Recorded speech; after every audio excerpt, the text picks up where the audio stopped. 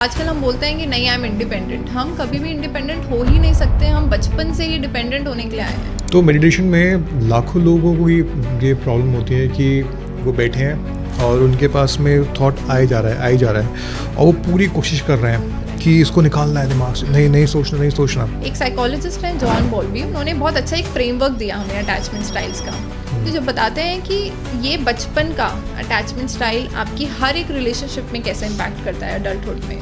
Psychology में overthinking exactly होती क्या है? अगर बच्चा रो रहा है और केयर गिवर आया ही नहीं, बहुत देर बाद कोई केयर गिवर आता है और आपको फिर उठाता है, तो अब बच्चे को लगता है कि अब इसको छोड़ूंगा ही नहीं। बहुत सारे लोग देखे होंगे जो किसी से बहुत प्यार करते हैं फिर उसको ब्लैकमेल भी करना स्टार्ट कर देते हैं, अगर छोड़ा तो मैं सेल्फ हार्म कर दूँगा। तो ये चीज़ वहाँ से आती है जहाँ आप इतने एंग्शियस हो जाते हो कि अगर कोई मेरे पास आया है तो अब मैं इसे छोड़ूंगा नहीं बिल्कुल भी। कपल बबल क्या होता है? भगवत गीता को लोग एज अ रिलीजियस टेक्स्ट समझते हैं, but it is also educational text. Over thinking के बारे में भी भगवत गीता बहुत बात करती है। एज अ फीमेल हम अब एक्सपेक्ट कर रहे हैं अपने पार्टनर से कि आप मेरे बेस्ट फ्रेंड भी बनो, मेरा इमोशनल सपोर्ट भी बनो, अगर मुझे ट्रस्ट चाहिए, मुझे रीअश्योरेंस चाहिए, वो भी आप प्रोवाइड करो।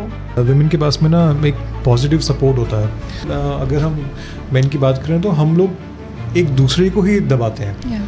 मेरे पास एक डेटा है, NCRB का डेटा है 2022 का, कि इंडिया में 1,70,000 सुसाइड्स हुए हैं, ठीक है, जिसमें से 1,22,724 मेल है, ठीक है। कहीं ना कहीं 2.5% से मतलब ज़्यादा आप मान के चलो वुमेन सुसाइड से। तो ऐसे अलार्मिंग नंबर्स के पीछे रूट कॉजेज़ क्या है?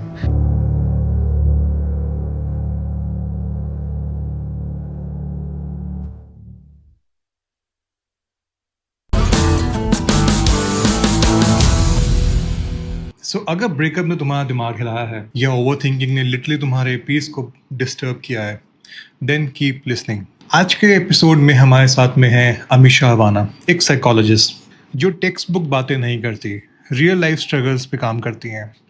वो उन चीज़ों पे बात करती हैं जिस पे अक्सर लोग बात करना नहीं चाहते। रही बात ब्रेकअप्स की या ओवर थिंकिंग की या हमारे बॉडी में ट्रॉमास, हम इन सब चीज़ों पे आज डिस्कस करने वाले हैं। ये एपिसोड इतना एक्साइटिंग होने वाला है हमारे लिए और आप सबके लिए कि हम इसको 2 पार्ट्स में लेके आ रहे हैं। तो हेडफोन्स लगाओ, चिल करो और सुनो एक ऐसा कॉन्वर्सेशन जो शायद तुम्हारे ब्रेकअप्स, तुम्हारी ओवरथिंकिंग और इमोशंस को थोड़ा इजी बना दे। बाय साइकोलॉजी, आपकी स्टोरी क्या है ऐसी कि एक स्कूल से लेके, एक बचपन से लेके, क्या लाइफ में क्या ट्रांसफॉर्म हुआ कि आपको ने मतलब साइकोलॉजी चूज करने को मौका मिला? ऐसा क्या आपने कभी क्या फील किया? आई थिंक मुझे ऐसा लगता है कि मैंने साइकोलॉजी को नहीं, साइकोलॉजी ने मुझे चूज़ किया है। तो आपने कुछ ऐसे लोग देखे हैं, ऐसे बच्चे देखे हैं सार्थक, जो एक्स्ट्रा सेंसिटिव लगते हैं या वो चीज़ों को ज़्यादा ऑब्जर्व करते हैं, या लोगों के बॉडी लैंग्वेज, फेशियल एक्सप्रेशन, जब साइकोलॉजी कुछ भी नहीं पता होता है but they are able to catch it and gauge it. These are the children who are more self-aware. इनको हम लोग एक कैटेगरी में बोलते हैं हाईली सेंसिटिव पर्सन। तो मैं उस कैटेगरी में आती थी। मेरा बचपन, मुझे हमेशा ऐसा फील हुआ that I was misfit with people around me because I was too emotional and too self aware, too understanding and observing about people around me, and that created a lot of issues of low self confidence in me. तो मेरा schooling ऐसी रहा जहाँ पर थोड़े शांत होते हैं ये बच्चे, थोड़ा कम बोलते हैं, तो मेरा बचपन वही मुझे याद है कि ऐसा ही था। And then there were some body image issues that started from college and school. तो वो जर्नी ऐसी रही थी। तो जब मैंने स्कूल में फर्स्ट सब्जेक्ट मिला हमें 11th में चूज़ करने को, and psychology was one of them, and जब मैंने उसके बारे में पढ़ा, सो इट फेल्ट कि मैं अभी तक जो भी फील कर रही थी, this field had answers about it. तो जो भी मैं फील कर रही हूँ, जो भी मैं देख रही हूँ, इनफैक्ट जो इसके सॉल्यूशंस हैं मुझे सब साइकोलॉजी में मिल रहे हैं। तो वो एक इंटरेस्ट उसमें आया कि नहीं, इसको तो पढ़ना ही है। फिर 11th-12th हुआ साइकोलॉजी में, then I went to DU for my graduation. फिर मुझे उस टाइम पे इंटरेस्ट था कि बच्चों के साथ काम करना है, बिकॉज जो मैंने फील किया आई फेल्ट कि मैं और बच्चों की जो ऐसे हैं उनकी हेल्प कर पाऊँ. Then I did my BA, then I did my masters, and finally it felt a lot of relief. And वो सेंस ऑफ ग्रैटिट्यूड आता है कि कोई आपके पास ट्रस्ट करके आता है और आप उसके साथ काम कर सकते हो, आप एक इम्पैक्ट डाल सकते हो उसकी लाइफ में. Very true. So that sense of feeling of gratitude and appreciation that made me choose psychology, and I am very grateful that I'm here. And you know, every day in every sessions you get to see Yourself. people's life changing, yourself able to see transformations in people. और बहुत अच्छा लगता है वो देख के. मेरा मानना है जैसे कभी मेरे पास कोई डिग्री नहीं है, बट एक पर्सनल लाइफ का जो एक एक्सपीरियंस होता है मेरे पास में, जैसे मेरे फ्रेंड सर्कल में कोई आ गया या फिर मैंने कभी ऑब्जर्व किया कि वो मैसेज कर रहा हूँ, वो रिप्लाई नहीं कर रहा, तो क्या बात है, रोज़ बात करते हैं, आज चुप हो गया. तो कहीं ना जब आप किसी की स्टोरी सुनते हो तो आपको वो स्टोरीज में आप खुद को देखते हो. और जब स्पेशली अगर आप एक हीलिंग जर्नी पे हो जहाँ पे आप और को भी हील कर रहे हो खुद के साथ साथ, तो आपको हमेशा वो रिलेटेबल चीज़ें फील होंगी कि यार ये तो मेरे साथ भी हुआ था. और फिर आप जैसे लोग उस पिक्चर में आते हो कि ठीक है, इनको हम कैसे डील करें, कैसे सॉल्व करें. तो वही कनेक्शन बॉक्सेस ना टिक होते चलते हैं, मुझे लगता है. राइट. तो एब्सोल्युटली. आई थिंक कुछ आपकी खुद की एक पर्सनालिटी ट्रेट्स रहते हैं. जैसे पर्सनालिटी ट्रेट्स ऑफ, ये कोई सिखा नहीं सकता है. आप एक ट्रेनिंग ले लो, आप पढ़ लो, वो सब बहुत अलग बात है. लेकिन able to connect to another human being, able to listen to them, you know, whole heartedly, able to be present with them non judgmentally, ये ऐसी चीज़ें हैं जो आपकी पर्सनालिटी में आती है. एंड डेफिनेटली इसके साथ फिर आप अपनी पढ़ाई करते हो, अपनी ट्रेनिंग्स करते हो, सर्टिफिकेशंस लेते हो. बट लेकिन जब ये दोनों चीज़ें कंबाइंड होती है, that makes you a better psychologist, a better, जो इस फील्ड में, ऐसे फील्ड्स में काम करते हैं, मे बी साइकेट्रिस्ट और एजुकेशन फील्ड में काउंसलर्स, थेरेपिस्ट. तो ये दोनों चीज़ों का कॉम्बिनेशन आपको बेहतर इंसान बनाता है. वाह, बहुत सुंदर. अच्छा, अभी हमने स्टार्टिंग में काफ़ी ब्रेकअप्स की बात की थी, तो मेरा एक उसी से एक मिलता जुलता सवाल है जो काफ़ी ज़्यादा बिल्कुल साथ चलता है. हम बात करें अटैचमेंट इश्यूज़ के बारे में, या अटैचमेंट स्टाइल्स के बारे में बात कर सकते हो. आपकी कितने डिफरेंट स्टाइल्स होते हैं, उनको हम कैसे, अगर कोई इंसान सपोज़ ब्रेकअप हो गया उसका, लेकिन वो उस रूटीन में बाद तक, ब्रेकअप के बाद भी फंसा पड़ा है कि अभी वो सुबह मुझे गुड मॉर्निंग भेजता था, गुड नाइट भेजता था, अब वो बंद हो गया. ठीक है, अचानक से दिन के मैसेजेस में एक मैसेज आया करता था कि भाई आई ओके, या वो सब बंद हो गया. तो वो चीज़ें, वो सबकॉन्शियस को ना मिलना बंद हो गया कि मैं एक कंफर्ट जोन से उसको बिल्कुल धक्के मार के बाहर निकाल दिया. तो यहाँ पे ह्यूमन नेचर में, और आपके बैकग्राउंड से रिलेटेड हम साइकोलॉजी की बात करें, तो अटैचमेंट्स इश्यूज और स्टाइल्स किस तरह के, इसके बारे में आप क्या बताना चाहोगे? तो जब एक बच्चा पैदा होता है तो उसकी कुछ बेसिक नीड्स होती है. बेसिक नीड्स क्या हो गई कि खाना मिल जाए, डायपर चेंज हो जाए, ठीक है, और आप सो जाओ. ठीक है, ये 3 बेसिक नीड्स हैं. लेकिन इसके अलावा भी एक नीड होती है, need for attachment, for connection. तो वो एक छोटे से बच्चा ऑलरेडी नीड के साथ आया है. तो आजकल हम बोलते हैं कि नहीं, आई एम इंडिपेंडेंट. हम कभी भी इंडिपेंडेंट हो ही नहीं सकते. हम बचपन से ही डिपेंडेंट होने के लिए आए हैं. बच्चा हमेशा से केयर गिवर्स पे डिपेंडेंट रहे. तो अब हमारी आज की रिलेशनशिप्स को जो आप बोल रहे हो, तो ऐसा क्यों होता है कि कुछ लोग तो बहुत इजीली डील कर लेते हैं ब्रेकअप्स पे, कुछ लोगों को इतना टाइम लग जाता है, और उसके बाद भी there are so much baggage that is there. तो एक साइकोलॉजिस्ट हैं जॉन बॉल्बी, उन्होंने बहुत अच्छा एक फ्रेमवर्क दिया हमें अटैचमेंट स्टाइल्स का. तो जो बताते हैं कि ये बचपन का अटैचमेंट स्टाइल आपकी हर एक रिलेशनशिप में कैसे इम्पैक्ट करता है अडल्टहुड में. तो मेजरली 3 अटैचमेंट स्टाइल्स हमारे होते हैं. जैसे एक सिक्योर हो गया, फॉर एग्जाम्पल, वापस मैं बच्चे की बात करूँगी, फिर हम उसको कनेक्ट करेंगे. कि एक बच्चा की बेसिक नीड्स कंप्लीट हो गई, अब वो रो रहा है. तो अब वो क्यों रो रहा है कि कोई गोदी में उठा ले, कोई सहला ले, कोई प्यार कर ले, है ना. अगर उसका पेट भरा हुआ है, उसका डायपर चेंज हो गया, तो this is it's need.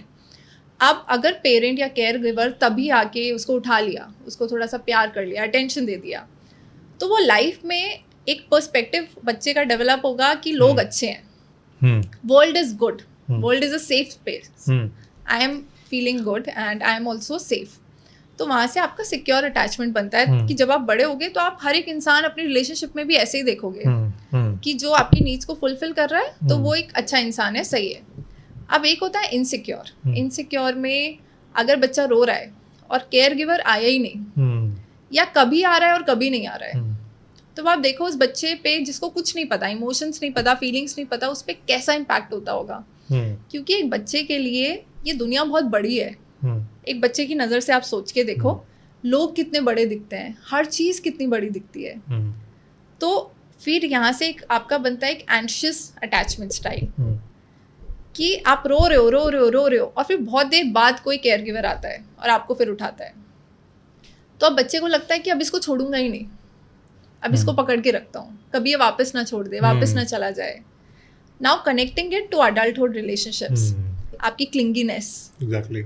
Then बहुत सारे लोग देखे होंगे जो किसी से बहुत प्यार करते हैं फिर उसको ब्लैकमेल भी करना स्टार्ट कर देते हैं, अगर छोड़ा तो मैं सेल्फ हार्म कर लूंगी, अगर छोड़ा तो मैं ये कर दूंगा।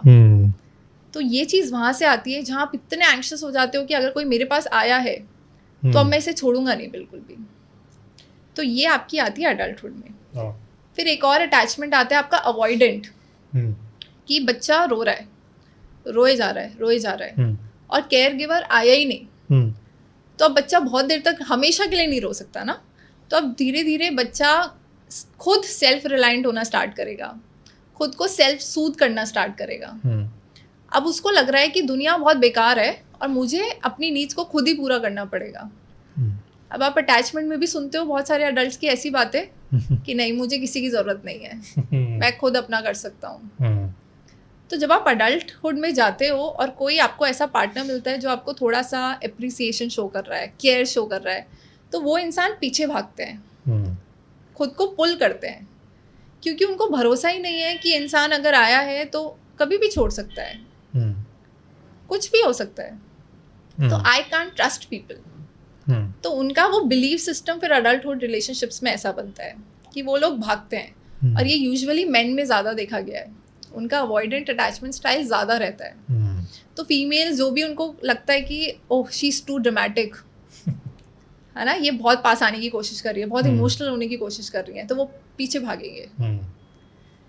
अब एक और होता है जो सबसे खतरनाक है, एंग्शियस अवॉइडेंट। अब इसमें दोनों है कि बच्चा रोए जा रहा था तो कभी पेरेंट्स आए और कभी नहीं आए, तो बच्चे को समझ ही नहीं आया कि कितना रोने पे तो आएंगे और कितना रोने पे नहीं आएंगे। आप समझ रहे हो कि वो अडल्टहुड में समझ ही नहीं आ रहा है कि क्या करने से मुझे क्या रिस्पॉन्स मिलेगा। और इनको इनकी अडल्टहुड की जो रिलेशनशिप्स होते हैं वो यूजुअली वर्कआउट नहीं करते हैं, बहुत डिफ़िकल्ट है।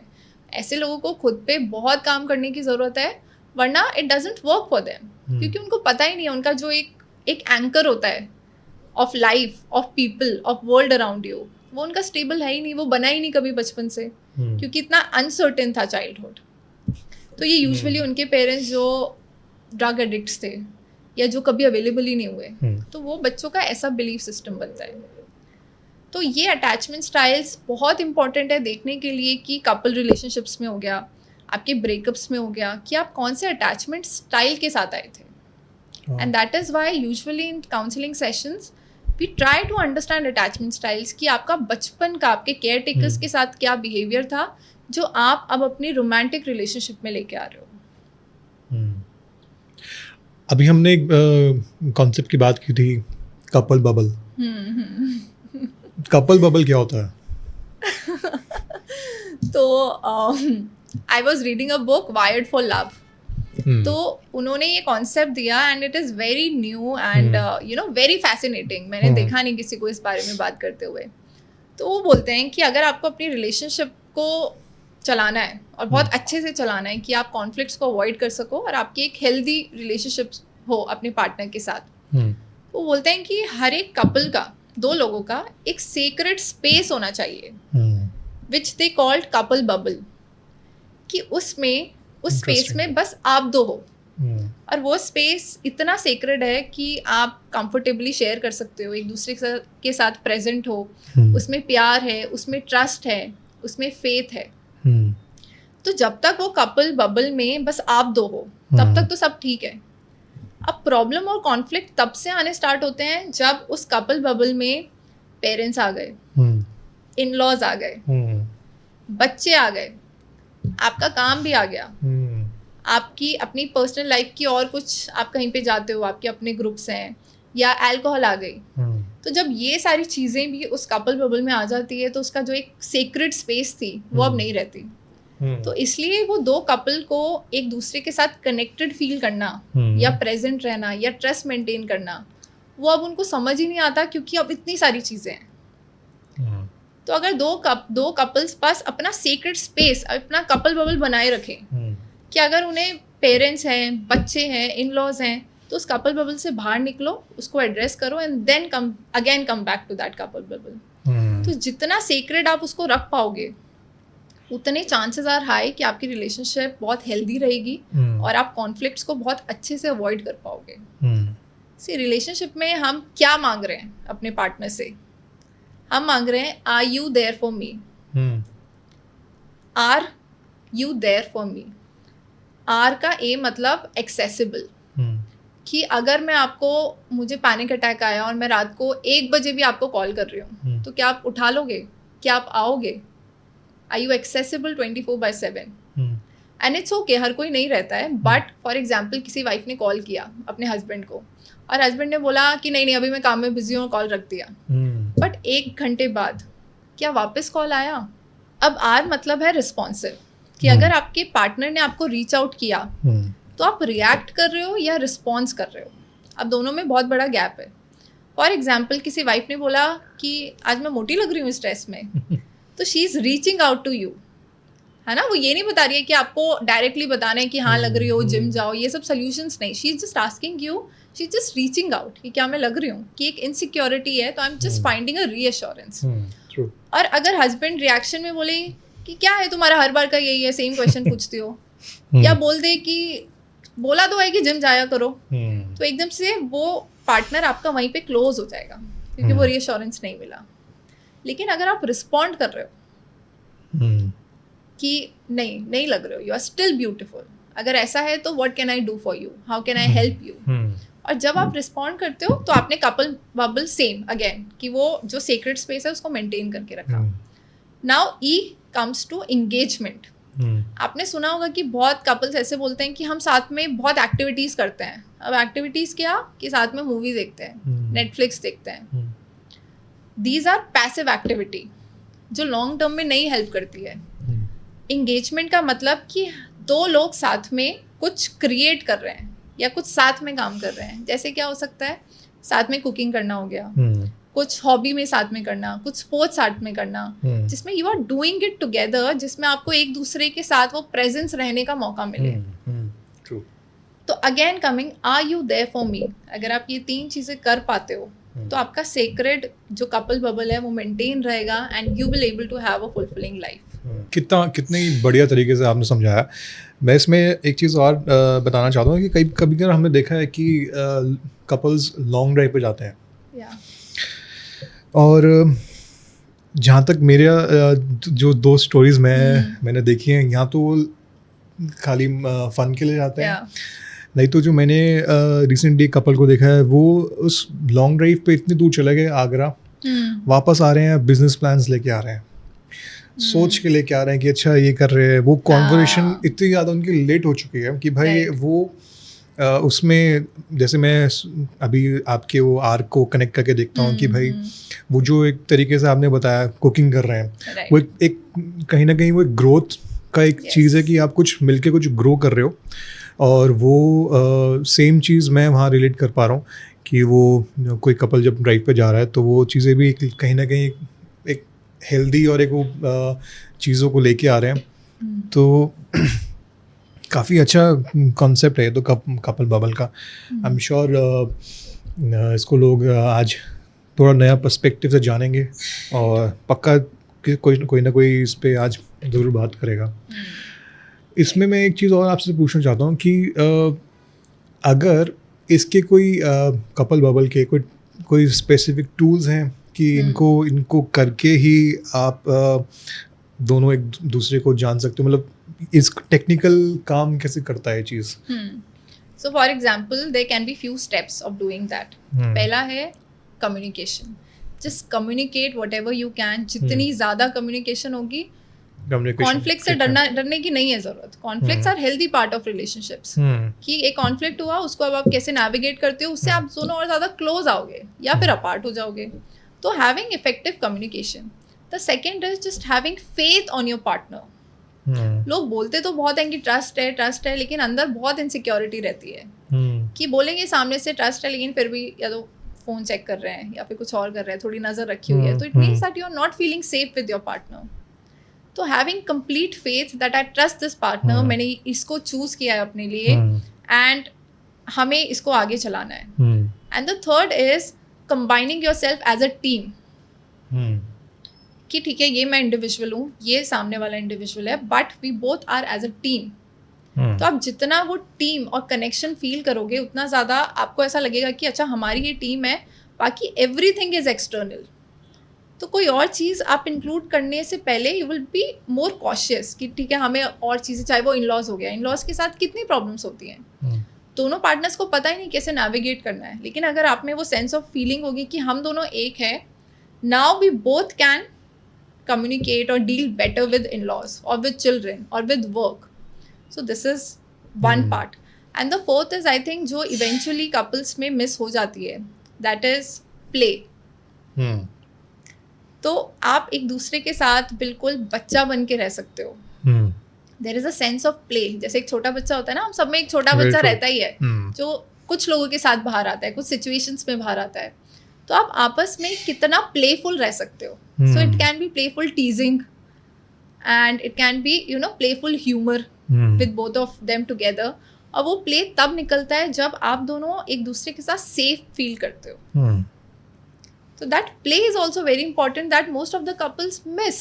तो उसमें एक सेक्सुअल इंटीमेसी की हम बात करते हैं, हम कम्युनिकेशन और चीज़ों की बात करते हैं, लेकिन हम प्ले को भूल जाते हैं. वो बैंटर बहुत इंपॉर्टेंट है, वो जो टांग खींचना एक दूसरे की. Yes. वो फन आई गेस वो चीज़ सबसे ज़्यादा इम्पोर्टेंट होनी चाहिए. कि अगर आजकल जैसे काफ़ी कपल्स ऑनलाइन गेम खेल रहे हैं, ठीक है, ऑनलाइन बैठ के अपने घर पे खेल रहे हैं, एक दूसरे के साथ खेल रहे हैं, हरा रहे हैं, जीत रहे हैं, तो वो काफ़ी चीज़ें हैं. ये एक ऐसा पार्ट है, बहुत स्वीट सा पार्ट है. कि आपको किसी को मतलब उसको नीचा नहीं दिखाना. Without disrespecting. Exactly. It's उसको a very clear line कि आप disrespect नहीं कर सकते. हाँ, आप मज़े करो. बहुत सारे हम ऑनलाइन कपल वीडियोस देखते हैं, एक दूसरे के साथ प्रैंक कर रहे हैं या एक दूसरे को डरा रहे हैं. वो एक हेल्दी जो चीज़ है ना, मेरे हिसाब से वो अगर कोई भी उनके रिश्ते में प्रॉब्लम आती है ना, वो ये चीज़ें इतने सॉलिड पिलर्स बन चुके होते हैं, वो कहीं ना कहीं उनको सूद ही करता है वो. राइट. और वो तभी हो सकता है जब आप सेफ फील करते हो. तभी मैं आपके मजाक से ट्रिगर नहीं होंगी, क्योंकि मैं आपके साथ सेफ हूँ. सो there is a thin line between how you're disrespecting or how you're engaging with play, and that we need to be mindful about. Exactly. अच्छा, मुझे ये चीज़ बताइए कि आपने जब अपनी जर्नी में एक ट्रांजिशन आई कॉलेज के बाद में, जब आपको लगा, जैसे आपने बताया अपने बारे में, आई एम श्योर उस जर्नी में जहाँ पे आपको लगा कि मैं फिट नहीं होती हूँ, और ऐसे लाखों लोग हैं और वो उसी चीज़ में मतलब कहीं ना कहीं एक खोए रहते हैं, या मैं बोलूँ ओवर थिंक करते हैं. तो आपने उस चीज़ को कैसे समझा? और अगर मैं इस चीज़ को एक बहुत बड़े एक ट्रेंडिंग सब्जेक्ट से जोड़ूँ, ओवर थिंकिंग, साइकोलॉजी में ओवर थिंकिंग एग्जैक्टली होती क्या है? और आपने अपने पर्सनल एक्सपीरियंस में अगर आप उसमें ऐड कर पाओ कि खुद के लाइफ में इसको आपने कैसे इम्प्लीमेंट किया? राइट. तो जब ओवर थिंकिंग का बेसिकली मतलब यही है कि बहुत सारी थॉट्स एक साथ आ रही है, और वो इतना आपको ओवरवेल्म कर देती है कि आपको अगर कुछ एक्शन लेना है, आप ले ही नहीं पाते हो, या आप एग्जॉस्ट हो जाते हो. जी. दिमाग ऐसे इतना चलता है, ऐसा कुछ लोग बोलते हैं, ऐसा लगता है कि फट जाएगा, इतने thoughts, and all thoughts are racing. ऐसा नहीं है कि वो बैठी हुई हैं, भाग रही हैं, थॉट्स भाग रही हैं किसी भी चीज़ की, रैंडमली किसी भी चीज़ की. तो जब हम थॉट्स को देखते हैं तो वो थॉट्स या तो पास्ट की होती हैं कि मैंने कुछ किया था, फिर आप सोचते हो कि मैंने सही किया, ऐसा बोलना चाहिए था, अब रिग्रेट हो रहा है, या वो थॉट्स होती है फ्यूचर की कि फ्यूचर में मैं क्या करूँगा, कैसे करूँगा, क्या होगा, कुछ मिलेगा नहीं मिलेगा, तो सो इट फील्स अनसर्टेन। तो थॉट्स कभी भी प्रेजेंट की नहीं होंगी। अभी आप मेरे सामने बैठे हो तो, और अगर आप नोटिस करो थॉट्स को, तो या तो पास्ट की होंगी या फ्यूचर की होंगी। तो आपने देखा होगा कि बहुत सारे, मैं इंस्टाग्राम पे देखती हूँ छोटे छोटे कोर्सेज 99 रुपीज़ के, ओवर थिंकिंग आपकी कंट्रोल कर देंगे, ओवर थिंकिंग रुक जाएगी, will get rid of over thinking, and there are so many people who engage with those courses, लेकिन फिर रियलाइज होता है कि कुछ भी वर्क नहीं कर रहा है। और गिमिक है वो, मिथ है वो, कुछ नहीं है वो, स्कैम हो रहा है लोगों के साथ, स्कैम हो रहा है वो। और अगर हम किसी को बोलते हैं कि आप ओवर थिंकिंग अपनी चेंज कर दो, कि अगर आप सोच रहे हो कि नहीं मैं वर्थलेस हूँ, तो सडनली अब आप मानने लगो कि नहीं आप में वर्थ है, ये पॉसिबल है? कर सकता है कोई? नहीं, चेंज नहीं होती। आप जो सोच रहे हो वो आप सोचोगे, ब्लैक मैजिक के अलावा। यस। सो थिंकिंग को हमें, अगर हमने एक पर्सपेक्टिव इसको चेंज किया, जैसे इसका मैं बहुत अच्छा एग्जांपल देती हूँ, connecting it to Bhagavad Gita. तो भगवद गीता को लोग एज अ रिलीजियस टेक्स्ट समझते हैं, but it is also educational text. And जब मेरा इसमें इंटरेस्ट आया because of my mentor doctor Chinu Agarwal, and तो हमने भगवद गीता को बहुत साइकोलॉजिकल पर्सपेक्टिव से देखा, and almost all our psychology concepts can be connected to Bhagavad Gita. और ओवर थिंकिंग के बारे में भी भगवद गीता बहुत बात करती है, और बहुत वैलिड तरीके से बात करती है। सो for example in chapter 6, I think it's श्लोक 34, तो वहाँ कृष्ण जी जब अर्जुन अपनी प्रॉब्लम बता रहा है कि मेरे दिमाग में जो भी आ रहे हैं थॉट्स आ रहे हैं, मैं नहीं रोक पा रहा हूँ, तो अगर मैं उनको रोक नहीं पा रहा हूँ तो मैं एक्शन कैसे लूँ, है ना?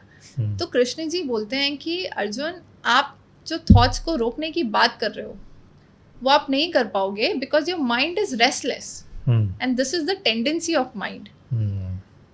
और अगर आप उनको रोकने की कोशिश कर रहे हो तो वो इसका मतलब ये है कि आप विंड से लड़ने की कोशिश कर रहे हो, या विंड को कंट्रोल करने की कोशिश कर रहे हो। नहीं कर पाओगे, थक जाओगे, हार जाओगे। तो अब क्या कर सकते हैं? So what we can do is just accept those thoughts and non judgmentally. अभी तक ओवर थिंकिंग वाले जो लोग होते हैं वो अपने थॉट्स से लड़ रहे होते हैं, दे आर ऑलवेज इंगेजिंग, आना बंद हो जाए, कंट्रोल कर लूँ, इसको रेजिस्ट कर लूँ, लेकिन वो नहीं वर्क कर रहा है। बट व्हाट इफ हमने वो दरवाज़ा खोल ही दिया और उनको अंदर आने दिया? क्योंकि थॉट्स फ्लीटिंग होती है, फ्लीटिंग मतलब वो एक जगह बैठेंगी नहीं, आती जाती रहती हैं, आती जाती रहती हैं। तो let's understand this with waves. जैसे ओशन में वेव्स होती हैं ना, वेव्स आएंगी और चली जाएंगी। तो कुछ वेव्स बहुत ऊंची आती हैं, वो भी चली जाती हैं, कोई रुकती तो नहीं है। तो अगर आपका काम है कि आप बस बैठे हो वहाँ पर और उन वेव्स को देख रहे हो, अगर आप उनके साथ भागने की कोशिश करोगे, नहीं भाग पाओगे, हार जाओगे। उनसे लड़ने की कोशिश करोगे, उन्हें रोकने की कोशिश करोगे। ओवर थिंकिंग में हम सेम चीज़ कर रहे हैं। But what if we are only observing them distance से, as a observer, so they will come and let it go. तो पर्सनली अटैच होने की जरूरत नहीं है उन थॉट से। हम बहुत पर्सनली अटैच हो जाते हैं, and that creates our reality. कि अगर मुझे एक थॉट आई आई एम वर्थलेस, या मैंने बहुत बकवास एग्जाम दिया, या फिर स्टेज पे सब लोग हंसेंगे, तो we get so attach to it कि this is my reality, this is who I am. But what if they are only thoughts, they are not facts? So this differentiation we need to understand. और अगर हम उसको accept कर पाएँ, एक observer की तरह देख पाएँ, तो over thinking can be really helped in this way. So this is another approach to look at it. अभी जैसे आपने बताया थॉट्स का आना और जाना, हम लोग मेडिटेशन करते हैं क्या? तो मेडिटेशन में लाखों लोगों को ये प्रॉब्लम होती है कि वो बैठे हैं और उनके पास में थॉट आए जा रहा है, और वो पूरी कोशिश कर रहे हैं कि इसको निकालना है दिमाग से, नहीं सोचना। एग्जैक्टली उनको करना क्या चाहिए? सिंपल सा ट्रिक है, मतलब जो हम थॉट्स की बात कर रहे हैं, भाई आप उनको रोक नहीं सकते। जैसे आपने एग्जांपल दिया वेव्स का, वो आएगा जो आएगा वो जाएगा। सिंपल सा लाइफ का फंडा है, इसको जो एक बार आ गया उसको जाना भी है। तो उसी तरीके से थॉट्स भी हमारे ऐसे हैं, आप उनको नहीं रोक सकते हो, आप उनको सिर्फ सिंक कर सकते हो कि भाई आएंगे मेरे पास में, आने दो जाने दो, आने दो जाने दो। और क्या नाम है, एक मुझे ऐसा लगता है एक मेरा पर्सनल एक्सपीरियंस भी ऐसा रहा है कि भाई ओवर थिंकिंग, जब मैं मेरी जर्नी में एक ऐसा पॉज आया था जहाँ पे मैं बहुत डिस्टर्ब था, तो जब मैं वॉक किया करता था शाम के टाइम पे, तो ऐसा हालत होती थी मेरी बॉडी की, मेरी बॉडी थक रही है, हाँ. लेकिन मेरे थॉट्स नहीं रुक रहे। राइट, एग्जैक्टली वही ओवर थिंकिंग। मेरी बॉडी मेरे को चीख के बोल रही है कि भाई थक गया, 10 किलोमीटर हो गए, रुक जा, मेरी टांगें काँप रही हैं, लेकिन मेरा दिमाग कह रहा है नहीं, अभी मेरे को उसके बारे में दोबारा सोचना है। वो क्यों उसने मेरे साथ ऐसा किया, मेरे साथ ही क्यों किया। तो ऐसी चीज़ें चलती हैं, और मेरे साथ नहीं, हज़ारों लोगों के साथ चलता रहेगा। मेरा उनके लिए एक मैसेज होगा कि भाई जो गया, जो उसको जैसे थॉट्स आने दो, वो आपका कुछ नुकसान नहीं करने वाले, आप खुद का नुकसान कर लोगे अगर आपने इस चीज़ को नहीं सोचा। और सिर्फ एक और भी हल्का स्टेप है कि भाई आपने, जैसे आपने एक एग्जांपल दिया कि सब चीज़ें फ्यूचर में होती हैं, अभी आज कुछ नहीं होने वाला। बहुत लोग ऐसे होते हैं कि देखा है मैंने भी कि उस वक्त प्रेजेंट में लड़ लिए, लेकिन वो रेडी हो चुके हैं फ्यूचर के लिए, वो दोबारा मुझसे लड़ेगा तो मैं इसको ही बोलूँगा। वो दिमाग में प्रिपेयर हो चुके हैं कि भाई इसको तो मैं इस लाइन का जवाब भी ऐसे दूंगा, इसने वो दोबारा किया, मैं वो तब भी लूप में फंसे हुए हैं। तो हम सब कहीं ना कहीं समय से पहले डब्बों में आ चुके हैं, चाहे हम लाइफ में आए, चाहे हम अपने थॉट प्रोसेस में आए। और इसी से मिलता जुलता सबसे इम्पोर्टेंट जो चीज़ है जो हमारी थिंकिंग पैटर्न को चेंज करता है, डिस्टर्ब करता है, ग्रो भी करता है कहीं ना कहीं, सोशल मीडिया। आजकल आपने एक नया ट्रेंड देखा होगा कि भाई लोग तुरंत जल्दी से किसी से लड़ाई हुई, ब्लॉक कर दिया, या किसी का रिलेशनशिप टूटा या डाइवोर्स हुआ, जो भी हुआ, स्पेशली रिलेशनशिप की बात करें तो स्टॉक करते रहेंगे, वो कहाँ जा रही है, वो कहाँ जा रहा है, किसके साथ बैठता है, किसके साथ बैठती है, सब चीज़ें चलती रहती है। तो ये जो एक mental illness, new age mental illness इसको हम बोलें, कि एक दो सोशल मीडिया हमारी बोथ द साइड्स हैं, कह सकते हैं, ग्रोथ भी है और एक उसको, लेकिन लोग ज़्यादातर इस उल्टी चीज़ में ज़्यादा फंसे पड़े हैं। तो इसको आप कैसे देखते हो, इस चीज़ को आप इसके बारे में थोड़ा सा बात करो। I completely agree with you साथ, जो आप बोल रहे हो कि सोशल मीडिया के पॉजिटिव साइड्स तो हैं ही, वो हम सबको पता है, हम सब यूज़ भी कर रहे हैं वो, लेकिन उसका नेगेटिव इम्पैक्ट इतना ज़्यादा है that we are still struggling to understand it. और ऐसे लोग जिनका सेल्फ इस्टीम ऑलरेडी लो है, सेल्फ कॉन्फिडेंस ऑलरेडी लो है, जिनका सेल्फ वर्थ नहीं है, जिनका एक इंटरनल एंकर नहीं है, वो सारी इन्फॉर्मेशन बाहर से लेके इन्फ्लुएंस जल्दी हो जाता है, उन लोगों के लिए तो वो नेक्स्ट लेवल पे इम्पैक्ट कर रहा है। फॉर एग्जाम्पल, आप सुबह ही उठते हो, ठीक है, फॉर एग्जाम्पल आप सोचो कि आप बेड से उठे और आपके रूम में 100 लोग हैं और 100 लोग कुछ ना कुछ बोल रहे हैं, कोई अपनी अचीवमेंट बता रहा है, कोई कुछ बता रहा है, कोई अपनी ब्रेकअप स्टोरी बता रहा है। आप सोचो कि आप बेड से उठे और आपके रूम में 100 लोग हैं, तो कैसा फील होगा, कैसा लगेगा भाई? भरा हुआ भाई, मैं तो इमेजिन भी नहीं कर सकता भाई, हम इमेजिन भी नहीं कर सकते, सांस नहीं ले पाओगे। और ये सेम चीज़ कर रहे हैं हम, बस एक टेक्नोलॉजी जो फ़ोन के साथ, कि आप जैसे ही उठे, your brain is bombarded with lives of 100 people जिनकी कुछ, और हमारे इमोशंस ऐसे नहीं है कि आप सुबह उठे तो आपके ऐसे हो कि फिर आपका दिन स्टार्ट होता है तो इमोशंस ऐसे जाते हैं। ब्रेकअप स्टोरी देखी तो ऐसे हो गया, किसी की अचीवमेंट देखी ऐसे हो गया, जेलेसी हुई और ऊपर चला गया। So there is no consistency in your emotions. और आप सोचो कि आपका माइंड और ब्रेन इतने लेवल के वेव्स ऑफ इमोशनल जो हमारा रेगुलेशन रेगुलेशन है उसको कैसे हैंडल करेगा, and you are not giving it time. तो एक आपके ब्रेन लेवल पे तो इम्पैक्ट हो ही रहा है, आपकी पर्सनालिटी पे इम्पैक्ट हो रहा है, एंड आपकी रिलेशनशिप्स पे, बिकॉज हम सबको पता है कि जो इमेज पोर्ट्रे की जाती है वो रियल नहीं है, it is not real whatever you are seeing.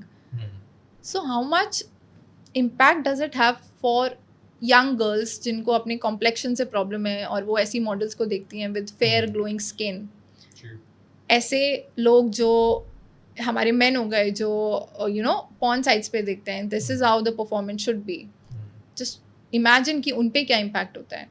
Then people who are already struggling in their relationship, जो शायद इतनी बड़ी प्रॉब्लम ना हो, but seeing that on social media, अच्छा ऐसे सरप्राइजेस प्लान कर रहे हैं पार्टनर्स एक दूसरे के लिए, इनका तो सब इतना अच्छा चल रहा है, कोई लड़ाई नहीं होती, perfect couple, you know, you are questioning yourself, there is so much self doubt and you are not addressing it, बस चले जा रहे। आप बताओ कि आपका मोबाइल से स्टॉप कब आता है? there are no boundaries, we are constantly on phone, we are constantly on social media, तो जब हमारे पास बाउंड्रीज है ही नहीं कुछ, तो वो आपको पता भी नहीं चलेगा कि आप कितना सोशल मीडिया ने आपको कंज्यूम कर लिया है already. So when I started, you know, मैं कभी सोशल मीडिया पे नहीं थी, एंड आई फेल्ट कि मेरी life was much more easier than people around मी, कि जो कॉलेज में अपने स्ट्रगल्स बताते थे कि ये पोस्ट करना है, ये लाइक आया, ये कमेंट कर रहा है, इसको वीडियो को एडिट कर देती हूँ, फोटो को एडिट कर देती हूँ, मुझे ऐसा लगा कि मैं बहुत शांति में जी रही हूँ अगर मैं सोशल मीडिया पे नहीं हूँ। But then because of my profession I had to come on a platform, and but I was very clear that what are my values, मुझे कितना यूज़ करना है और किस पर्पस से करना है, मेरा पर्पस क्या है सोशल मीडिया पे आने का।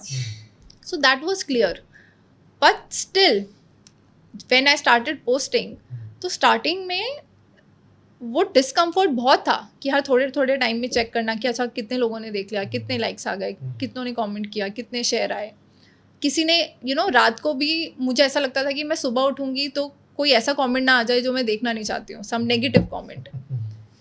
तो देन आई रियलाइज कि अच्छा मैं भी उसी लूप में आ गई हूँ एंड बट देन आई फिर मैंने वो बैरियर बनाना स्टार्ट किया that how I want to use, and it takes a lot of courage. आपको बहुत डिसिप्लिन चाहिए, बहुत सेल्फ इस्टीम चाहिए वो बैरियर बनाने के लिए, तो फिर कोई भी कर भी सकता है ये, तो आपको बस थोड़ा सा माइंडफुल रहने की ज़रूरत है, सेल्फ अवेयर रहने की ज़रूरत है। यूजुअली आप लोगों ने देखा होगा कि लोग क्या करते हैं, मॉर्निंग में उठते ही बेड से ही फ़ोन चालू करते हैं, और इंस्टा हो गया, फेसबुक हो गया, कुछ भी हो गया, तुरंत स्क्रॉल करना स्टार्ट कर देंगे। लेकिन वो ये चीज़ भूलते हैं कि जब आप उठते हो ना, तो आपके पेट के साथ साथ आपका दिमाग भी उतना ही भूखा होता है। राइट। और आप उसको सुबह सुबह क्या फीड कर रहे हो, और वो सारी वाइब्रेशन आपके दिन में आती है। Yes, absolutely. आप सुबह कितना, आपने सुबह उठती न्यूज़ देख ली, ठीक है, आपने सुबह ऐसी न्यूज़ देख ली, आजकल तो कितना ये चीज़ें चल रही हैं, मर्डर्स चल रहे हैं, जो भी है, आपने पढ़ लिया कि भाई वो सोनम ने क्या कहा, रघु ने क्या कहा, ये क्या, आपका दिमाग, आपको नहीं पता, लेकिन आपका सबकॉन्शियस को एक कुछ ना कहीं फीड हो गया, और वो आपको कहीं ना कहीं दिन में ट्रिगर करता रहेगा। यस। तो ये इम्पैक्ट लोग समझते नहीं है कि भाई क्या है, लेकिन your reality is changing by social media. I am sure हमारे ऐसे प्लेटफॉर्म और क्रिएट होने चाहिए जहाँ पे हम एक माइंडफुलनेस की बात करते हैं, एक राइट अप्रोच की बात करते हैं, कि हम सोशल मीडिया को किस तरह एक अच्छे एंगल के थ्रू देख सकते हैं, एक अच्छे लेंस के थ्रू देखना चाहिए। तो और हम लोग लेकिन हज़ारों लोग उसी लूप में फंसे पड़े हैं। लूप से एक चीज़ याद आई कि इसी लूप को एक बहुत बड़ा एक नाम है, प्रोक्रेस्टिनेशन। लोग थक हार के मतलब करते हैं, हम कल जाएंगे, हम परसों जाएंगे, हमें टेक्स्ट करना है उसको, हमें कॉल करना है, चलो करते हैं, थोड़ी देर में करते हैं। जो थोड़ी देर वाला जो दो वर्ड्स हैं, हमारी लाइफ को इसने ब्लंडर क्रिएट किया। yes. तो मेरा सवाल आपसे ये है कि भाई आप कैसे अपने क्लाइंट्स को और मेरे व्यूअर्स को बताओगे कि भाई वो मोटिवेशन लेके आए, कि जो एक लूप में फंसे पड़े हैं प्रोक्रेस्टिनेशन के, उस लूप से कैसे बाहर निकले। Right, and it's a very good question to talk about even procrastination. Procrastination की इतनी बड़ी प्रॉब्लम है कि हम सबको ऐसा लगता है कि इम्पोर्टेंट काम तो हो ही नहीं रहे हैं, लेकिन फिर भी हम हमेशा बिजी हैं, है ना? ऐसा ही फील होता है प्रोक्रेस्टिनेशन में कि कुछ किया भी नहीं, कुछ मीनिंगफुल काम तो हुआ नहीं, पर पूरा दिन बिजी रहे। तो थोड़ा सा हमने connecting it to the previous question, brain की कुछ टेंडेंसीज होती हैं, हमारे ब्रेन और माइंड की।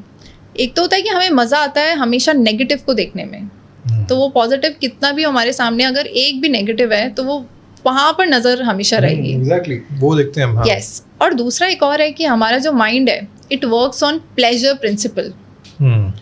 उसको तभी की तभी रिवॉर्ड चाहिए, तो अगर उसने कुछ किया, उसको तभी के तभी मिल गया तो फिर तो ठीक है, लेकिन अगर रिवॉर्ड के लिए वेट करना पड़े तो इतना टाइम नहीं है हमारे माइंड के पास, तो उस वे में तो वो लेजी है।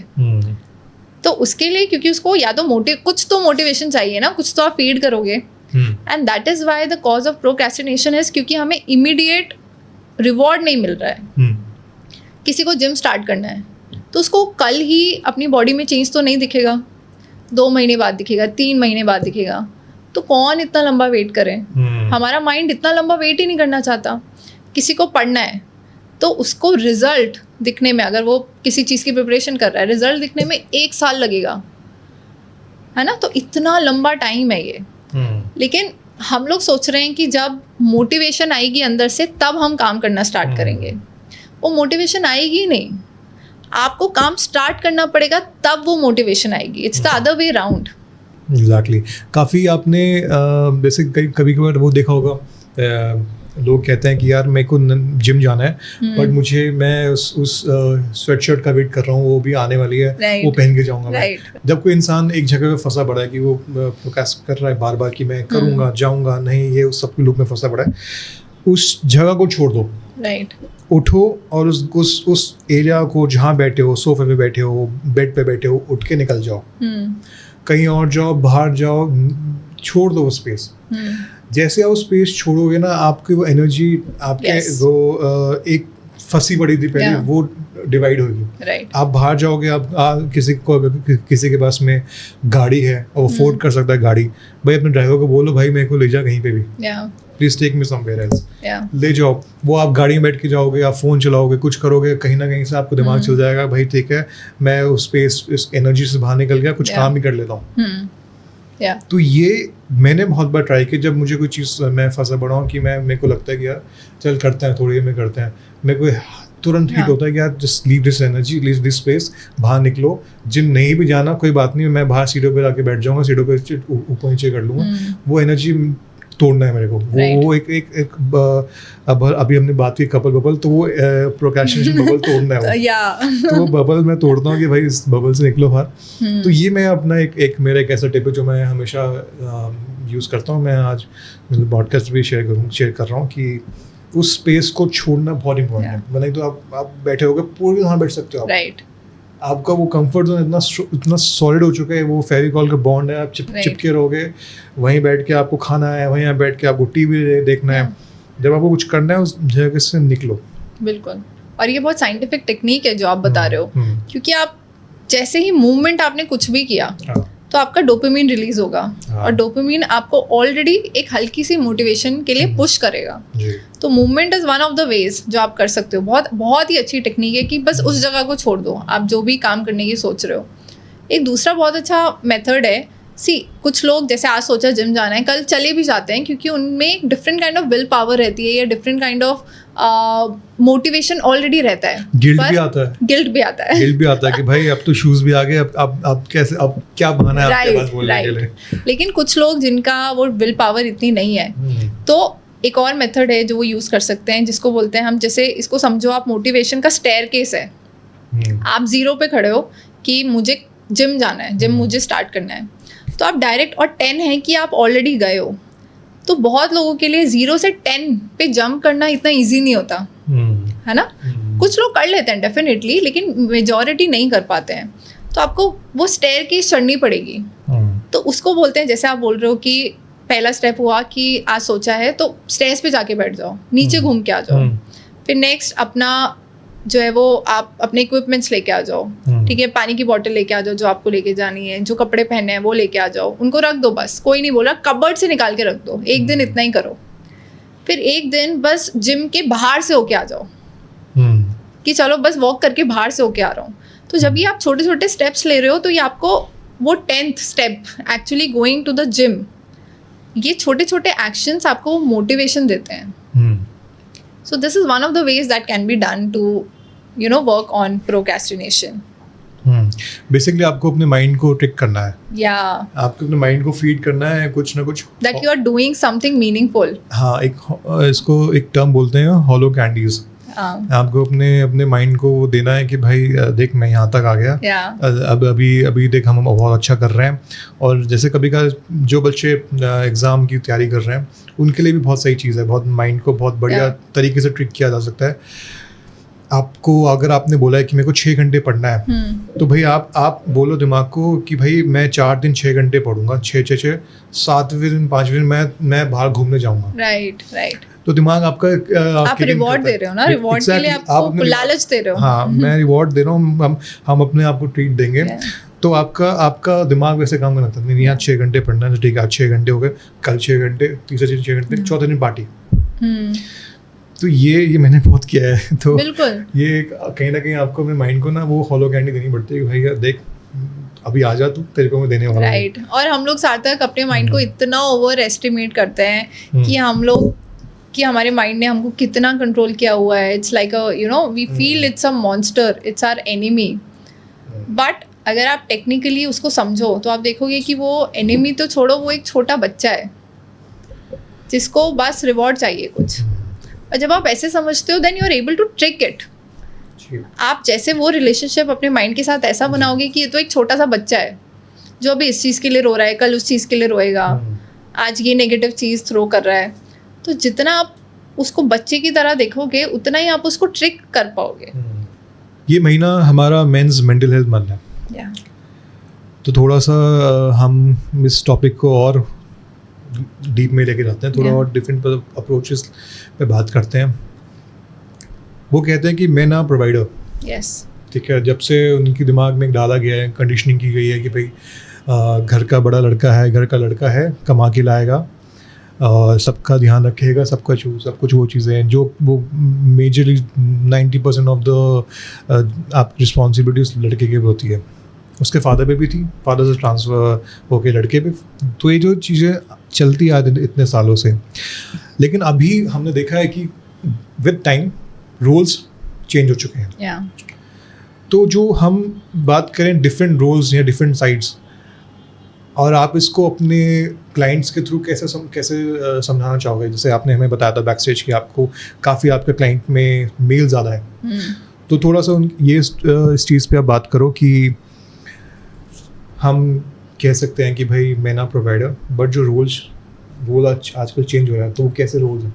तो सार्थक आपने बहुत अच्छी बात बोली कि मेंस मेंटल हेल्थ हमें बहुत बात करने की ज़रूरत है, बहुत अवेयरनेस की ज़रूरत है, क्योंकि ये चीज़ इतनी ज़्यादा अलार्मिंग हो चुकी है अब। क्योंकि आप सुसाइड रेट्स देखो मेन के, ठीक है, आप स्टैट्स देखो, these are so huge in terms of numbers that how many men we are losing. और ये हमारे कोई भी हो सकते हैं, हमारे फादर्स हो सकते हैं, ब्रदर्स हो सकते हैं, हमारा पार्टनर हो सकता है, कोई भी हो सकता है, हमारे बच्चे हो सकते हैं, हमारे सन्स हो सकते हैं। तो इसलिए इस पे बात करना ज़रूरी है क्योंकि हमारा पर्सनल टॉपिक है, फीमेल्स के लिए भी, मेल्स के लिए भी। And as you said that बचपन से मेन की कंडीशनिंग ही ऐसे हुई है कि आपको रोना नहीं है, या वो स्क्रिप्ट जो है वो चलती रहती है कि you fix it for yourself, help तो मांगनी नहीं है बिल्कुल भी, और सैड तो होना ही नहीं, आप हो ही नहीं सकते हो, रो कैसे सकते हो? तो रो कैसे सकते हो? तो आप सोचो कि हम एक जेंडर को बोल रहे हैं कि आप एक इमोशन फील ही ना करो, और एक इमोशन जो एंगर है उसको इतना बढ़ावा देते हैं कि आप इसको तो फील कर सकते हो, ये बहुत नॉर्मल इमोशन है आपके लिए। लेकिन जो सैडनेस है, बीइंग वल्नरेबल या वीक होना, लो होना, आप बोल रहे हो कि इसको सप्रेस कर लो। जो आपके प्राइमरी इमोशंस हैं जिनके साथ आप पैदा हुए हो, तो ये आप कितना प्रेशर डाल रहे हो उन पे कि एक इमोशन आप फील ही मत करो, उसको साइड कर दो। तो जब ये बड़े होते हैं तो आप सोचो कि इनकी रियलिटी दुनिया को देखने की कैसी बनेगी, इनके बिलीव्स कैसे बनेंगे। And as you rightly said that अभी तक वो टैग क्या था, that you are a provider. और हम तो कंडीशनिंग भी ऐसी हुई है, पापा को ऐसी देखा, दादाजी को ऐसी देखा, मम्मी से भी ऐसी बात सुनी कि पापा से डर के रहना है, कुछ अगर पूछना है, कुछ मांगना है, बाहर से लेके आना है तो पापा से पैसे मांगो, पापा से परमिशन लो। तो कंडीशनिंग तो ऐसी हुई है, घर पे ऐसी देखा है, बाहर मूवीज़ में ऐसे देखा है, कबीर सिंह ने हमें ऐसे दिखाया है, एनिमल ने ऐसे दिखाया है हमें कि ऐसे ही तो होते हैं लड़के। उसके साथ साथ हमारा एक जेनेटिक डिस्पोजिशन भी है कि हमारे एंसेस्टर्स, अगर हम बहुत पीछे जाएं तो आदमियों का क्या काम था, that they will go out, they will Hunt, they will bring in food और घर पे आ जाएंगे, बस उतना काम था, उससे ज़्यादा और कुछ नहीं था. But now in modern relationships और आज के टाइम में ये रोल्स बिल्कुल चेंज हो गए हैं. अब हम आदमियों से एक्सपेक्ट कर रहे हैं कि वो बच्चों की अपब्रिंगिंग भी साथ में करें, एक 50-50 रोल एज अ पेरेंट करें, या 50-50 रोल घर के कामों में करें. अब आपको बच्चों का डायपर भी चेंज करना है, उनका होमवर्क भी कराना है, उनको संभालना भी है. या एज अ फीमेल हम अब एक्सपेक्ट कर रहे हैं अपने पार्टनर से कि आप मेरे बेस्ट फ्रेंड भी बनो, मेरा इमोशनल सपोर्ट भी बनो, या मेरे साथ अगर मुझे कहीं भी जाने की ज़रूरत है, कुछ भी शेयर करना है, अगर मुझे ट्रस्ट चाहिए, मुझे रीअश्योरेंस चाहिए, वो भी आप प्रोवाइड करो. तो अब the expectations has been changed, और जब वो एक्सपेक्टेशंस चेंज हुई हैं तो अभी आदमी खुद अडेप्ट कर रहे हैं. अभी वो भी सीख रहे हैं कि अच्छा कैसे हैंडल करें. तो इसलिए हमें इस टाइम पे उनको सपोर्ट करने की ज़रूरत है, ना कि वो एक्सपेक्टेशन और प्रेशर डालने की ज़रूरत है. And that is what we are missing, and that creates that zone for man कि हम तो रीच आउट कर ही नहीं सकते हैं. बहुत मुश्किल है, कौन समझेगा हमें, यही तो बोलते हैं ना, किसको बताएं हम. हमारी गर्लफ्रेंड्स नहीं समझ सकती, मम्मी नहीं समझ सकती, किससे शेयर करें. And that is creating a lot more problems, क्योंकि अभी तक जो मेन के खुद के बिलीव्स थे अपने बारे में, अपने फादर्स के बारे में, दुनिया के बारे में, वो सब शैटर्ड हो रहा है कि नहीं, आदमी तो नहीं होते ऐसे. There is a lot more expectations from them, और अब वो बिलीव्स को वापस रीबिल्ड भी करना है. उसके साथ साथ आपका प्रोवाइडर वाला तो चल ही रहा है, वो भी है, उसके साथ एक एडिशनल रिस्पॉन्सिबिलिटी आ गई है. और वो नहीं, और एज अ कम्युनिटी हम आदमियों को नहीं सपोर्ट कर पा रहे हैं. लेट्स बी वेरी ऑनेस्ट, उनको वो स्पेस नहीं मिल रही है जहाँ वो खुल के बात कर सकें, खुल के बता सकें, बस अपने ही मेन ग्रुप पे नहीं, but with people around them. And that creates a lot of loneliness. आदमियों को इतनी लोनलीनेस है कि आप सोच भी नहीं सकते हो, लेकिन उनका फिर कोपिंग अलग हो जाता है. मे बी अल्कोहल हो गया, मे बी ड्रग्स हो गए, मे बी वर्क हो गया, गोइंग आउट हो गया, या पुलिंग योर सेल्फ कि लोगों से सबसे दूर हो जाएंगे, and which lead to then mental health problems.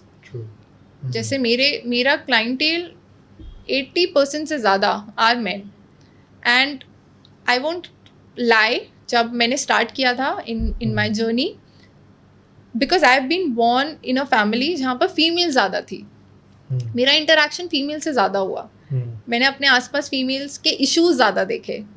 तो मेरा वो बिलीफ सिस्टम सेट हुआ कि मेन तो ऑलरेडी एक प्रिविलेज्ड सोसाइटी और जेंडर से आते हैं, तो इनको ना तो हेल्प चाहिए, और तो इश्यूज तो मेरे ज़्यादा हैं, एज फीमेल्स मेरे ज़्यादा है. तो ये चीज़ को लेके मैंने बहुत टाइम तक इस बिलीफ को होल्ड किया, और मेरा ये था कि मुझे आदमियों के साथ काम करने की ज़रूरत ही नहीं है. I don't want to work with them, I only want to work with females, because they are already privileged, उनके पास ऑलरेडी रिसोर्सेज हैं, क्या ही प्रॉब्लम होगी उन्हें. So this was my mindset. But when I actually started taking clients, then I realized that 80% of my clients now are males. तो ये problem जो हमें लग रही है कि बाहर से शायद लगता है कि सब ठीक है, लेकिन अंदर से बहुत ज़्यादा है, क्योंकि मैन बता भी नहीं सकते कि हमने किसी थेरेपिस्ट को कंसल्ट भी किया है. एंड जब वो आते हैं तो इतना इशू होता है उनको ओपन अप करवाने में ही, कि उनको ये पता है कि कुछ प्रॉब्लम है और मैं हेल्प चाहता हूँ, क्योंकि मैं डील नहीं कर पा रहा हूँ इससे अकेले, मेरे पास कोई भी नहीं है. लेकिन उनके लिए ये बोलना कि ठीक है मैं आपसे भी शेयर कर पाऊँ, वो बहुत मुश्किल है. और जब थोड़ा सा भी हम उनको इमोशंस के बारे में पूछते हैं, अच्छा कैसा फील कर रहे हो, हाउ आर यू फीलिंग, तो दे डोंट नो. उनके पास वोकैबुलरी नहीं है, उनके पास वो थॉट प्रोसेस नहीं है थॉट्स को समझने का. तो रैशनल माइंड में तो बहुत बात करेंगे कि मैं ऐसे सोच रहा हूँ, और मुझसे पूछेंगे कि आप गोल्स बताओ, हम गोल सेट कैसे करें, कॉपी पेन लेके आएंगे कि अच्छा बताओ मुझे नेक्स्ट क्या स्टेप होना चाहिए, give me some solutions, I want solutions. But then when I ask them कि नहीं हम सॉल्यूशंस पे बात नहीं करेंगे, I want you to slow down, to connect with yourself, to connect with your feelings, and that is a very challenging part of connecting men to their emotional side.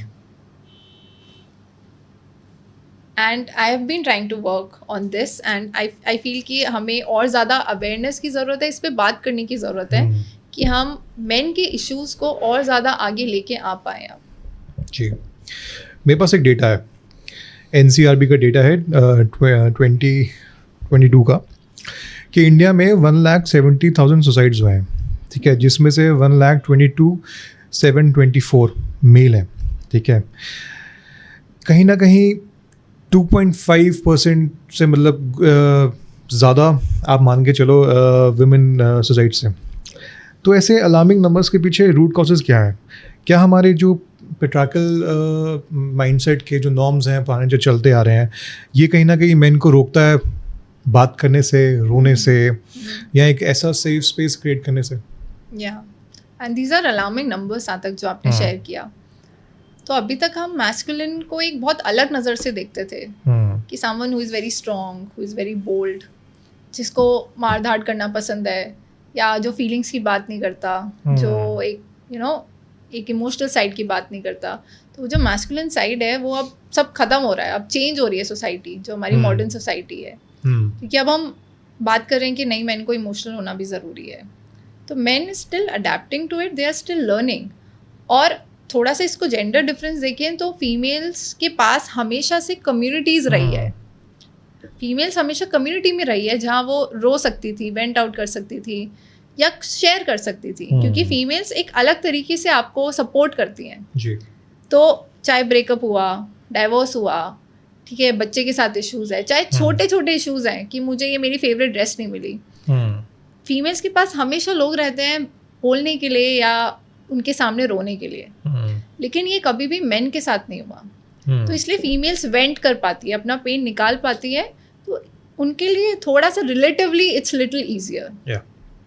But main के पास वो community नहीं है, उनके पास female की community तो है ही नहीं, उनके पास मेन अपने कम्युनिटी भी नहीं है। तो वो मिलेंगे, हैंग आउट करेंगे, घूमने जाएंगे, हंसी मजाक की बात करेंगे, बट देन इमोशनल साइड नहीं करेंगे। तो उनके सारे इमोशंस सप्रेस होते हैं। तो जब वो सप्रेस होते हैं, हम सुसाइड को देखते हैं कि एज अ वीकनेस है, कि ये तो इतना कावर्ड था। लेकिन आप एक मेन के पर्सपेक्टिव से देखो, उनको ऐसा लगता है कि सारे सल्यूशंस मैंने करके देख लिए और कुछ वर्क नहीं किया। तो suicide might be the only solution that can and my problem. तो वो उसको एज अ वीकनेस नहीं देख रहे हैं, वो उसको एज अ सल्यूशन देख रहे हैं कि शायद यही एक सल्यूशन हो कि मैं अगर नहीं रहूँगा तो ये सारी प्रॉब्लम या what ever I am feeling, जिसके बारे में मैं बात नहीं कर सकता, कोई मुझे समझ नहीं सकता, और मैं लोनली हूँ, क्या पता ये एंड हो जाए। And that is why it's really a serious concern. ये आपने बात सही बोली है कि वुमेन के पास में ना एक कहीं ना कहीं अच्छा एक पॉजिटिव सपोर्ट होता है, जहाँ पे वो खुल के बात कर सकती है। वहीं पे ना हम लोग अगर हम मेन की बात करें तो हम लोग एक दूसरे को ही दबाते हैं। कि बहुत बार देखा गया है कि अगर कोई इंसान, कोई लड़का अपनी बात करने आ भी रहा है, कुछ अपने दिल की प्रॉब्लम शेयर कर भी रहा है, तो उसके आसपास के लोग उसको बोल देंगे, भाई तू क्या लड़कियों वाली बातें कर रहा है, तू लड़की है क्या, तू उसके पीछे ऐसे बातें कर रहा है। तो वो चीज़ें सुन के तीसरा इंसान नहीं बोलता कि मैं बोलूँगा या मुझे अच्छा नहीं लग रहा, हाँ ये बोल। तो हम लोगों ने ही, हम एक दूसरे को उसी खींच के नीचे ले आते हैं। कोई इंसान तोड़ के निकल भी रहा होता तो नहीं, उसको पकड़ के वहीं ले आएंगे कि नहीं ये सब फालतू की बातें हैं, हम नहीं रो सकते यहाँ, फिर हमें सब चीज़ें संभालनी है। एक अननेसेसरी दिमाग में वो एक लोड लेके चलते हैं।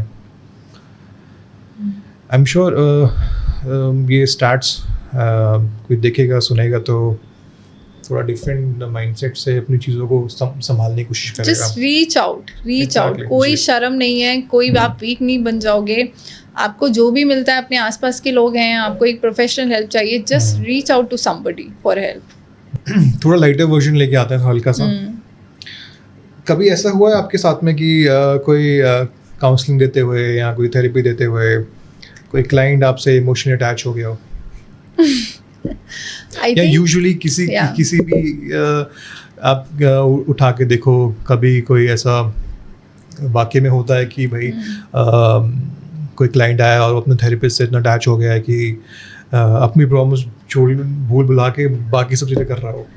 राइट, ये बहुत नॉर्मल है, और नॉर्मल तो नहीं है लेकिन बहुत कॉमन है ये। तो इसको हम एक टर्म बोलते हैं साइकोलॉजी में, ट्रांसफरेंस। जो आप अटैचमेंट की बात कर रहे हो ना, कि क्लाइंट को अपने थेरेपिस्ट से ही अटैचमेंट हो गई, या वो उसी को ही पसंद करने लगा। तो इसको बोलते हैं हम ट्रांसफरेंस। और वो यूजुअली इसलिए होता है कि एक थेरेपी में इतनी सेफ स्पेस बनी है। अब क्लाइंट जो ऑलरेडी वल्नरेबल है, ऑलरेडी बहुत इमोशनली वीक है, अब उसको सडनली एक ऐसा इंसान मिला जो उसको सुन रहा है, जो उसको 100% एक्सेप्ट कर रहा है, 100% प्रेजेंस दिखा रहा है, उसको जज नहीं कर रहा है। तो इट्स वेरी नॉर्मल कि आपकी जो फीलिंग्स हैं, जो आप सोच रहे हो, या फॉर एग्जाम्पल रिसेंटली अगर आपका ब्रेकअप हुआ होगा तो आप वही इंसान या जैसा आप चाहते हो आप अपने थेरेपिस्ट को वैसे ही देखने लगते हो। लाइफ के सारे फ्रूट्स मिल रहे हैं वहाँ से। Yes yes absolutely. तो इसको बोलते हैं हम ट्रांसपेरेंस, जो बहुत नॉर्मल है। और यू नो प्रोफेशनली हमें ट्रेन किया जाता है कि हम उसको कैसे डील कर सकते हैं। या तो आप बात करके डील कर सकते हो, अगर आपको लगता है ये वर्क नहीं कर रहा है तो आपको अपना सेशंस को, काउंसलिंग को टर्मिनेट करना पड़ता है, ख़त्म करना पड़ता है।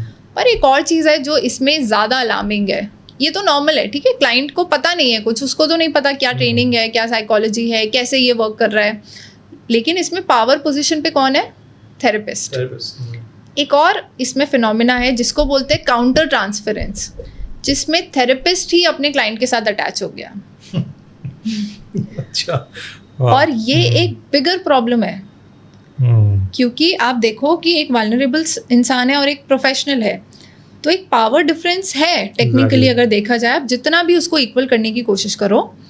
But there are lot of times and I have heard with people around me जहाँ पर साइकोलॉजिस्ट भी they get attached to the client, क्योंकि जब आपने इतनी अच्छे से ट्रेन ही नहीं की होती, या सेल्फ वर्क नहीं किया होता, या अपने ट्रॉमास को डील नहीं किया होता, तो आपके जो लाइफ में चल रहा है, पर्सनल लाइफ में, क्या पता ऐसा कोई कि आपका खुद की रिलेशनशिप में कुछ इशू चल रहा है, तो जो आप एक्सपेक्ट कर रहे हो वो आप सडनली देखते हो कि अच्छा ये क्लाइंट तो वैसा ही है जो मैं अपनी पर्सनल लाइफ में एक्सपेक्ट कर रही हूँ, तो वो बाउंड्रीज ड्रॉ नहीं हो पाती है।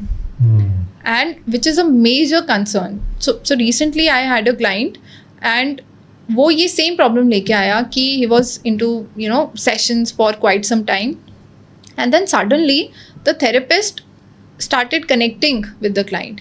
तो सेशंस के बाद भी मैसेजेस करना, रात रात को वीडियो कॉल करना, या ये बोलना कि I like you, I think we should start a relationship, और हम दोनों एक दूसरे के लिए बहुत अच्छे हैं, ये सब करना। तो आप सोचो कि ये किया, ठीक है, फिर उनको रियलाइज़ हुआ कि शायद ये बहुत गलत है, because it's unethical, it's unlawful, तो वो हट गई पीछे। जी, ये तो वाली बात हो गई जो थेरेपिस्ट अपने क्लाइंट से अटैच होता है।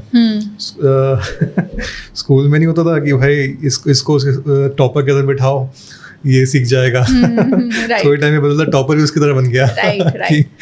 वो आया था सीखने, लेकिन वो बेचारा वैसे ही बन गया। यस। तो और इसलिए हमारे काउंसलिंग में इट्स वेरी इंपॉर्टेंट कि थेरेपिस्ट खुद अपने सेशंस ले, खुद एक दूसरे साइकोलॉजिस्ट के पास जाए अपने ट्रॉमास, अपने ट्रिगर्स को एड्रेस करने के लिए, और उसके साथ साथ सुपरविजन भी ले। सुपरविजन मतलब कि एक सीनियर साइकोलॉजिस्ट से आप जो है वो रेगुलरली मिल रहे हो, जहाँ आप अपने ये केसेस डिस्कस कर रहे हो, आप अपने वल्नरेबिलिटी शेयर कर रहे हो, अपनी वीक पॉइंट्स शेयर कर रहे हो।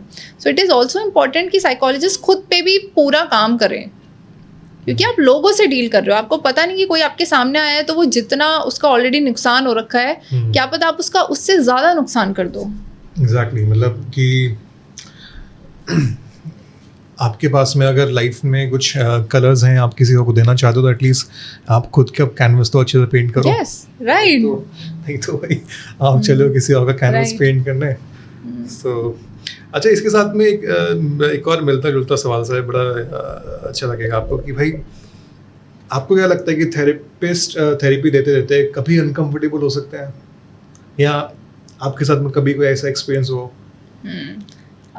यस, हुआ है। और फीमेल साइकोलॉजिस्ट के अगर आप एक्सपीरियंसेस सुनोगे या उनसे बात करोगे तो वो आपको बताएंगी कि बहुत सारे अनकंफर्टेबल इंस्टेंसेस होते हैं ऐसे। जैसे फॉर एग्जांपल क्लाइंट आते हैं और पे भी कर देते हैं, लेकिन सेशन में आपको रियलाइज़ होता है कि इनका इंटेंशन कुछ और है, it's not good, it's something else. तो फीमेल फीमेल साइकोलॉजिस्ट के बहुत ही कॉमन एक्सपीरियंसेस ऐसे होते हैं, या वो ज़बरदस्ती आपसे ऐसा कुछ बोलेंगे in terms of sexual way just to make you uncomfortable. तो वो ऐसे बोलेंगे कि नहीं लेकिन हमारी प्रॉब्लम है इसे, ये हमारी प्रॉब्लम है ये, but then you are able to sense and you are able to feel कि ये जेन्युइन नहीं है, ऐसे केसेस बहुत आते हैं, या ऐसे बहुत आते हैं कि एंड आई एम श्योर ये मेल और फीमेल दोनों के साथ जो है वो होता होगा। यस, और ऐसे आते हैं कि आपने थेरेपी ख़त्म कर दी, उसके बाद भी नाउ दे मैसेज यू कि हम फ्रेंड्स बन सकते हैं क्या, आप मेरे फ्रेंड बन सकते हो क्या, हम रेगुलरली बात कर सकते हैं। So these are some of the things that definitely make you uncomfortable. और जो स्टार्टिंग में जो अपना करियर स्टार्ट कर रहा होता है उनको नहीं समझ आता है इसी चीज़ के साथ कैसे डील करना है। यू नो, फर्स्ट सेशन में अगर आपको आके बोले कि मैंने तो बस ऐसे ही बुक किया था लेकिन मैं आपको पसंद करता हूँ, आप गर्लफ्रेंड बनोगी क्या, तो आप डर जाते हो, नहीं समझ आता है कि कैसे आपको हैंडल करें इस चीज़ को, या क्या बोलें क्या नहीं बोलना है। तो क्या मूव ऑन करना एक्चुअली अनहेल्दी है, इतनी जल्दी क्विक मूव ऑन, इसके बारे में क्या कहते हो?